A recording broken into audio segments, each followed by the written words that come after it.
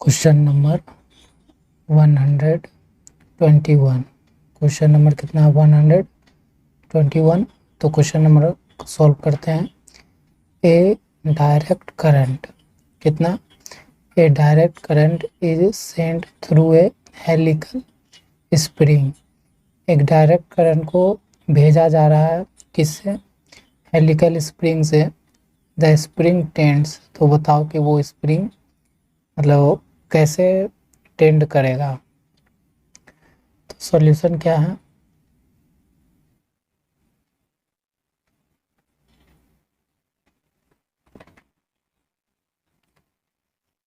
तो सॉल्यूशन आपका हो जाएगा इससे कि क्या है, एक डायरेक्ट करंट जो है सेंड कर रहा है एक हेलिकल स्प्रिंग से।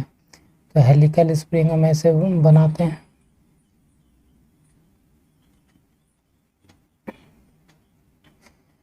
ये आपका क्या हो गया? एक हेलिकल स्प्रिंग हो गया। ठीक है, हेलिकल स्प्रिंग हो गया। इसमें एक करंट फ्लो हो रहा है, क्या? आई। ये कैसा करंट है? तो डायरेक्ट करंट है। कैसा करंट है? तो डायरेक्ट करंट फ्लो हो रहा है। ठीक है, तो डायरेक्ट करंट फ्लो होगा तो करंट इस तरह से जाके यहाँ आएगा, फिर इसमें जाके इस कॉइल में जाके यहाँ आएगा, यहाँ आएगा, इस तरह से आएगा ना सब में। तो फिर आप क्या देखोगे कि करंट जो है यहाँ पर और करंट जो है यहाँ पर, अगर दो कॉइल को हम सेपरेट बना देते हैं आपके लिए, तो करंट जो यहाँ पर है और करंट जो यहाँ पर है, तो यहाँ पर क्या हो गया? एक तरह से देखोगे इसको, फिगर को व्यू, तो ये दो कंडक्टर है, इसमें करंट इस तरफ डायरेक्शन में, इसमें भी अपवर्ड डायरेक्शन में है। तो क्या बोलता है कंसेप्ट? अगर देखा जाए तो कंसेप्ट बोलता है कि two current carrying wire, two current carrying wire, जब दो वायर हो जो करंट कैरी किया रहे, और अगर इफ करंट हो इन सेम डायरेक्शन, और मान लो दो वायर है, दोनों वायर में करंट कैरी किया हुआ हो और करंट का फ्लो कैसे हो? सेम डायरेक्शन में हो। कैसे हो? सेम डायरेक्शन में हो। ठीक है,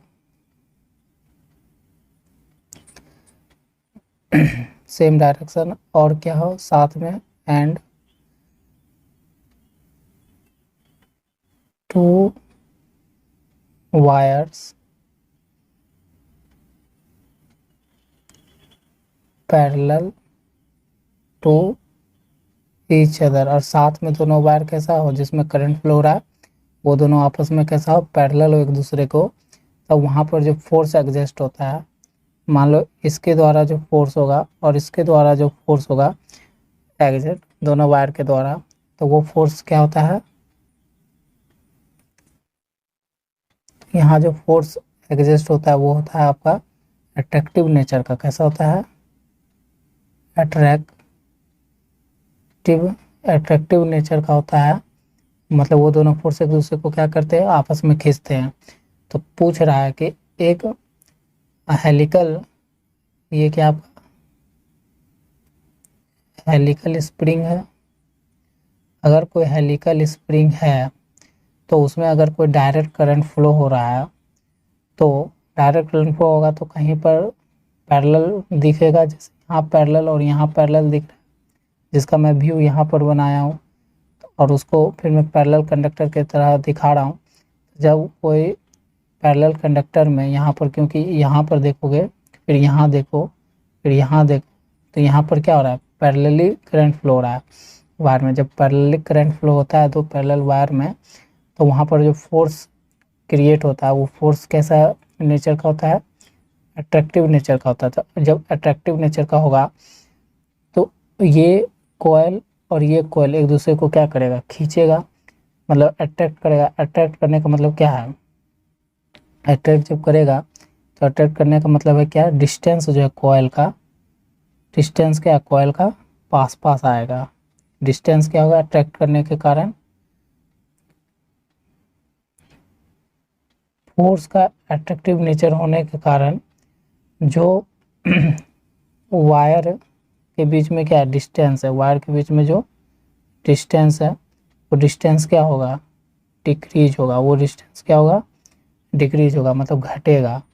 तो डिक्रीज होगा तो वायर पास पास आ जाएगा, तो क्या होगा, पास पास आएगा वायर। तो वायर का जो लेंथ होगा, वायर का जो हम लेंथ बात करें कि वायर का लेंथ वो कैसा हो जाएगा, शॉर्टर हो जाएगा। कैसा हो जाएगा, शॉर्टर होगा। तो हमारा ऑप्शन कौन सा राइट हो जाएगा, ऑप्शन 1, टू गेट शॉर्टर। क्या हो जाएगा, लेंथ कैसा हो जाएगा, शॉर्टर हो जाएगा, क्योंकि अट्रैक्टिव फोर्स लगने के कारण दो पैरेलल वायर में करंट जब सेम डायरेक्शन में होता है तो फोर्स लगता है। वो फोर्स कैसा होता है, अट्रैक्टिव नेचर का होता है। तो वो उसको क्या करेगा, अपनी ओर खींचेगा, जिससे क्या होगा, दो वायर के बीच में डिस्टेंस कम होगा। डिस्टेंस कम होगा तो वायर का लेंथ कैसा हो जाएगा, छोटा हो जाएगा। समझ में आया होगा। चलिए नेक्स्ट क्वेश्चन पर। क्वेश्चन नंबर अब हो गया हमारा 121। 121 नंबर क्वेश्चन क्या बोलता है, an electron accelerated through a potential difference भी, मतलब एक इलेक्ट्रॉन जो है एक्सेलरेट हो रहा है with through a potential difference भी से, passes through a uniform transverse magnetic field. और मतलब कोई इलेक्ट्रॉन है वो एक्सेलरेट हो रहा है पोटेंशियल डिफरेंस भी से, और वो पास कर रहा है फिर किस में से, एक यूनिफॉर्म ट्रांसवर्स मैग्नेटिक फील्ड से पास भी कर रहा है, ठीक है। एंड एक्सपीरियंस ए फोर्स, तो पास करने जब मैग्नेटिक फील्ड के अंदर से वो जा रहा है तो उस पर क्या कर रहा है, मैग्नेटिक फील्ड एक फोर्स भी एडजस्ट कर रहा है, ठीक है, इलेक्ट्रॉन पे एफ फोर्स लगा रहा है। If the accelerating potential is increase, अब क्या है, इलेक्ट्रॉन अपना क्या करे, एक्सेलरेटिंग पोटेंशियल को बढ़ा दे। कितना कर दे, 2 वोल्ट कर दे, मतलब 2 भी कर दे, वोल्ट नहीं है, भी है, एक्सेलरेटिंग है, मतलब वेलोसिटी मान सकते हैं। The electron in the same magnetic field, तो इलेक्ट्रॉन अभी भी फिर अगर सेम मैग्नेटिक फील्ड से पास करे तो उस पर कितना फोर्स लगाएगा मैग्नेटिक फील्ड, ये आपसे पूछा है। तो इनिशियल केस हो जाएगा और फाइनल केस हो जाएगा, दो केस का पूछ रहा है। तो फाइनल केस का आपका फोर्स पूछ रहा है। तो सॉल्यूशन देख लेते हैं।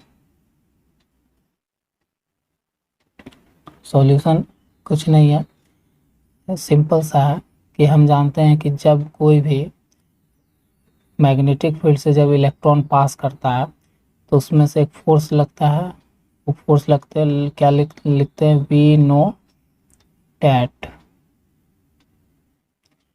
कि एफ बराबर हम लोग जानते हैं कि कोई भी चार्ज पार्टिकल जब कोई यूनिफॉर्म मैग्नेटिक फील्ड से मूव करता है, उसके अंदर से बहता है, तो एफ इक्वल टू क्यू भी क्रॉस बी का फॉर्मूला लगता है, ठीक है। बी क्रॉस बी का जब फॉर्मूला लगेगा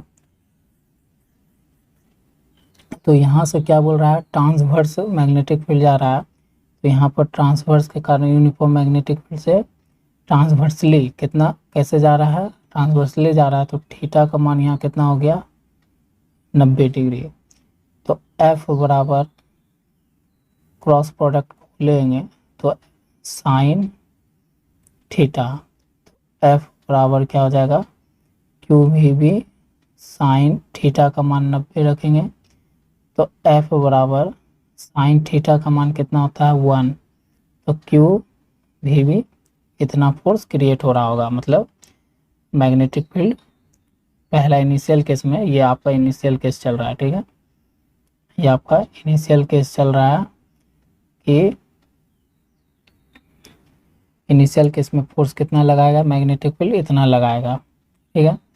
लेकिन यहाँ से हमको एक जानकारी लेना है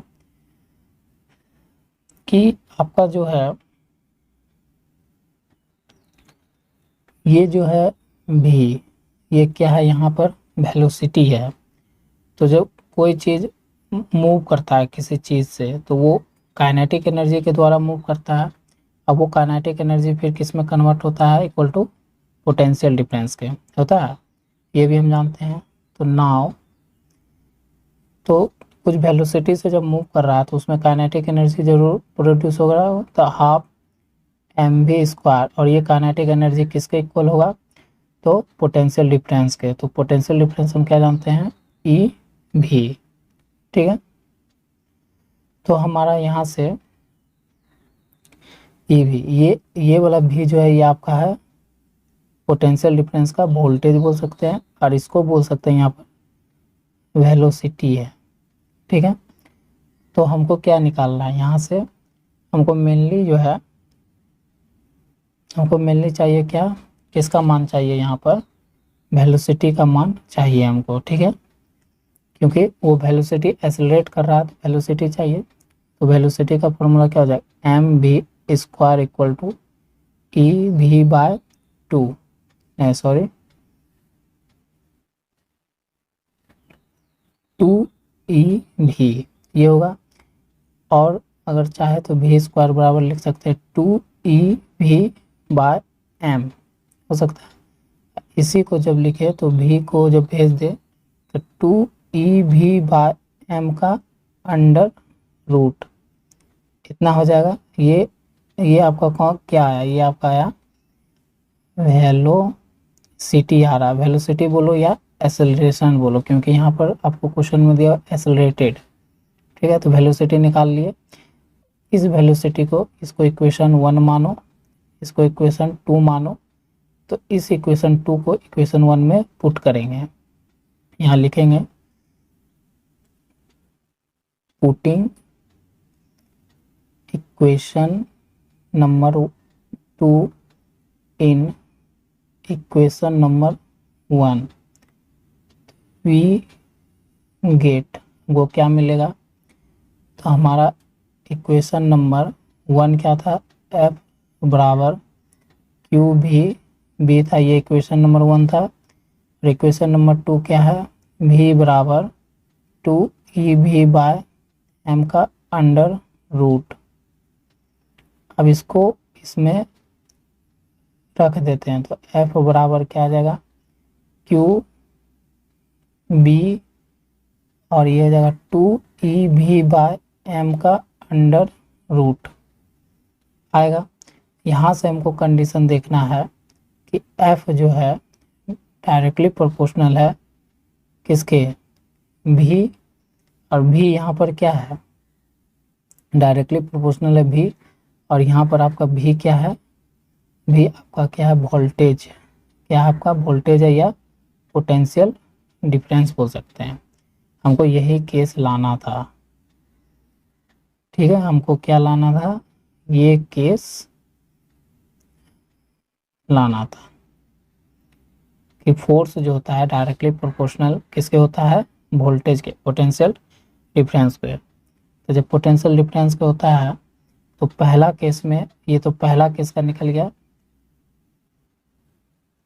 कि पहला केस में जो भी वेलोसिटी से, मतलब भी पोटेंशियल डिफरेंस से मूव कर रहा था तो उसके कारण जो वोल्टेज पोटेंशियल डिफरेंस हो रहा है वो कितना हो रहा है, इतना हो रहा है। तो ये हो गया आपका पहला केस इक्वेशन, इसको मानना चाहोगे 3 मान लो। उसी तरह सिमिलरली कह सकते हैं, सिमिलरली क्या कह सकते हैं कि अवरी जो F2 होगा, और जब उसका क्या करेंगे, वेलोसिटी को बढ़ा रहे हैं। ठीक है, तो वेलोसिटी बढ़ाएंगे, कितना कर रहे हैं, अच्छा इसमें अंडर रूट हो रहा है ना, अंडर रूट है।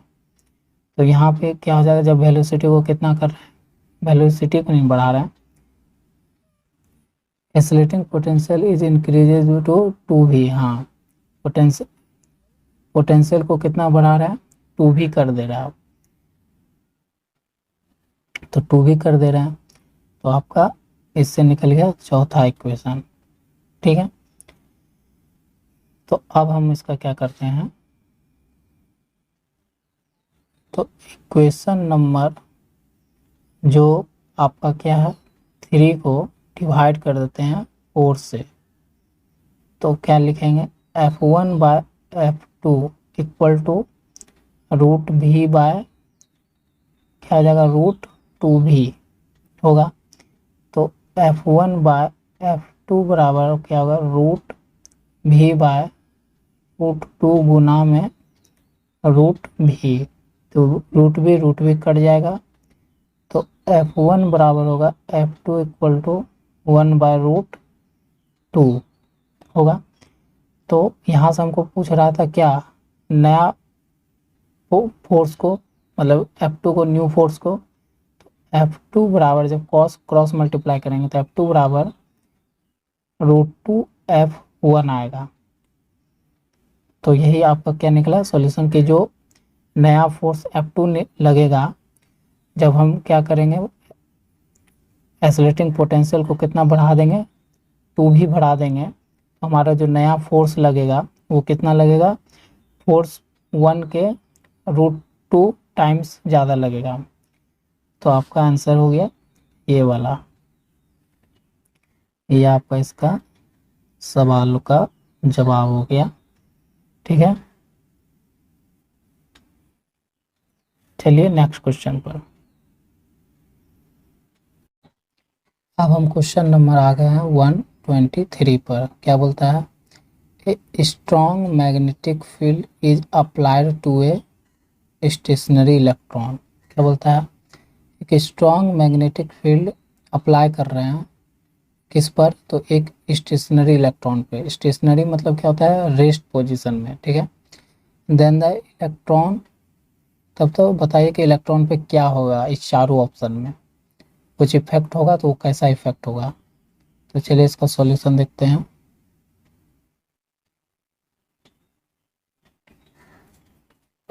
सॉल्यूशन क्या बोलता है कि हम मान लीजिए बना लेते हैं, ये बनाए क्या हम, मैग्नेटिक फील्ड। ठीक है, एक स्ट्रॉन्ग मैग्नेटिक फील्ड बना लिए, उस फिर ये कहाँ पर लग रहा है, ये अप्लाई हो रहा है एक स्टेशनरी इलेक्ट्रॉन पे। कहाँ पर ये अप्लाई कहाँ पर हो रहा है, यहाँ पर मैं मान लो यहाँ बनाता हूँ एक स्टेशनरी इलेक्ट्रॉन। इलेक्ट्रॉन पे चार्ज कैसा होता है, निगेटिव, ये दर्शा देते हैं, ये मतलब आपका इलेक्ट्रॉन है। ठीक है, यहाँ पर तो उस पर अगर एक इलेक्ट्रॉन है और वो कैसा है, इलेक्ट्रॉन यहाँ पर कैसा है, इलेक्ट्रॉन यहाँ पर आपका स्टेशनरी है, ये ध्यान देने वाला। कैसा है, स्टेशनरी। स्टेशनरी का मतलब क्या होता है, इन रेस्ट पोजीशन, मतलब जो मोशन नहीं कर रहा हो, नॉट मोशन भी बोल सकते हैं, या जो not in motion, not in motion बोल सकते हैं, जो मोशन में नहीं है। ठीक है, तो जब मोशन वो नहीं कर रहा है तो इसका क्या हो जाएगा, इलेक्ट्रॉन का, तब देखेंगे कि यहाँ पर इलेक्ट्रॉन का क्यों किया है, जो भी है वो कितना है, 0 मीटर पर सेकेंड है। कोई वेलोसिटी, जब वो स्टेशनरी है तो उसका वेलोसिटी कितना हो गया, वेलोसिटी उसका 0 हो गया। तो जब वेलोसिटी 0 हो गया, कोई भी चार्ज पार्टिकल जब यूनिफॉर्म मैग्नेटिक फील्ड में रहता है तो उसका हम फॉर्मूला जानते हैं। क्या फॉर्मूला होता है, वी नो डैट, हम लोग जानते हैं कि फोर्स बराबर क्या होता है, क्यू भी क्रॉस बी, यही होता है। तो एफ बराबर, यहाँ पर भी क्या दर्शाता है, यहाँ पर भी दर्शाता है आपका वेलोसिटी। तो वेलोसिटी, तो जो इलेक्ट्रॉन है वो स्टेशनरी है तो उसका वेलोसिटी क्या है, 0। तो बी क्रॉस, तो 0 क्रॉस बी दे दिए, तो इस 0 के कारण सारा मल्टीप्लाई में तो क्या हो जाएगा, 0 न्यूटन। फोर्स कितना क्रिएट होगा, 0 न्यूटन होगा। तो हमारा जो है, तब हमारा इलेक्ट्रॉन पे जो कुछ भी फोर्स लगे या नहीं लगे, जो वो पूछ रहा था कि उस पर कितना फोर्स क्रिएट होगा या नहीं होगा, ये बताइए। तो क्या हो जाएगा, रिमेन स्टेशनरी, वो क्या रहेगा, ऑप्शन थर्ड, वो स्टेशनरी उसी तरह खड़ा रहेगा, क्योंकि उस पर मैग्नेटिक फील्ड के द्वारा कोई भी फोर्स क्रिएट नहीं होगा। ठीक है, अब हम लोग क्वेश्चन नंबर आ गए हैं 124 पर 124 पर। तो क्या बोल रहा है, an ammeter of range 1 ampere. एक एमीटर है जिसका रेंज कितना है, 1 एम्पियर का है, ठीक है। ए रेजिस्टेंस ऑफ 0.9 ओम, और उसका जो एमीटर है जिसका रेंज कितना 1 एम्पियर, और उस एमीटर का रेजिस्टेंस अपना खुद का कितना है 0.9 ओम है। To extend the range of 10 ampere. अगर हम एमीटर का जो रेंज है वो बढ़ाना चाहते हैं, आप कितना 1 एम्पियर से कहाँ ले जाना चाहते हैं, 10 एम्पियर तक। The value of shunt required is, जो शंट यहाँ पर क्या है, शंट रेजिस्टेंस की बात हो रहा है। तो बताना है कि एमीटर में जो शंट रेजिस्टेंस था उसका तब वैल्यू कितना रखना पड़ेगा कि वो एमीटर का कितना चला जाए करंट, 1 एम्पियर से 10 एम्पियर में शिफ्ट हो जाए। तो इसका सॉल्यूशन देख लेते हैं।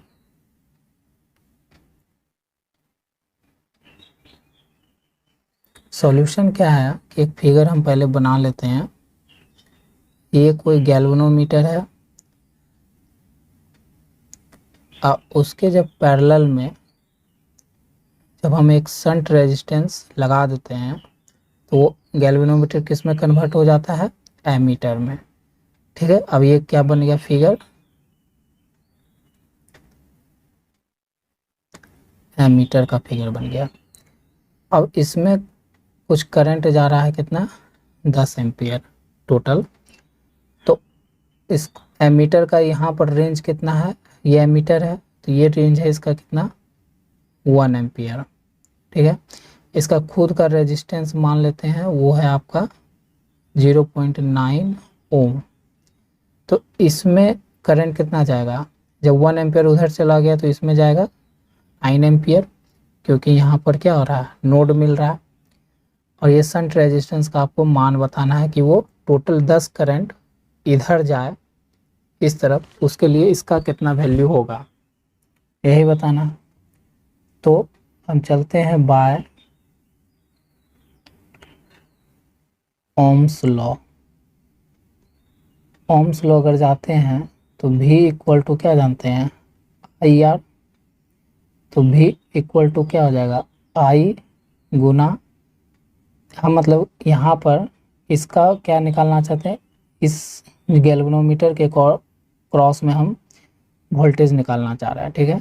क्योंकि ये जो G है पैरेलल है किसके, शंट रेजिस्टेंस के। तो जानते हैं कि जब पैरेलल होता है तो वोल्टेज क्या होता है हमारा, सेम होता है, ठीक है। तो वही हम करना चाहते हैं। यहाँ का अगर वोल्टेज निकलेगा तो यही वोल्टेज क्या होगा, यहाँ भी हो जाएगा शंट रेजिस्टेंस के अक्रॉस। तो R यहाँ पर कितना है, यहाँ 1 एम्पियर जा रहा है और R इसके लिए 0.9, इसका दशमलव उड़ाते हैं तो 10। तो V बराबर, ये नहीं उड़ाएंगे तो उसी रख लेंगे 0.9, इतना वोल्ट्स आ गया किसके क्रॉस में, तो गैल्वेनोमीटर के क्रॉस में, ठीक है। अब हम क्या करेंगे नाउ, अब यहाँ पर हम इसके लिए ओम्स लॉ लगा देते हैं। बाय ओम्स लॉ क्या होगा, I equal to V by R।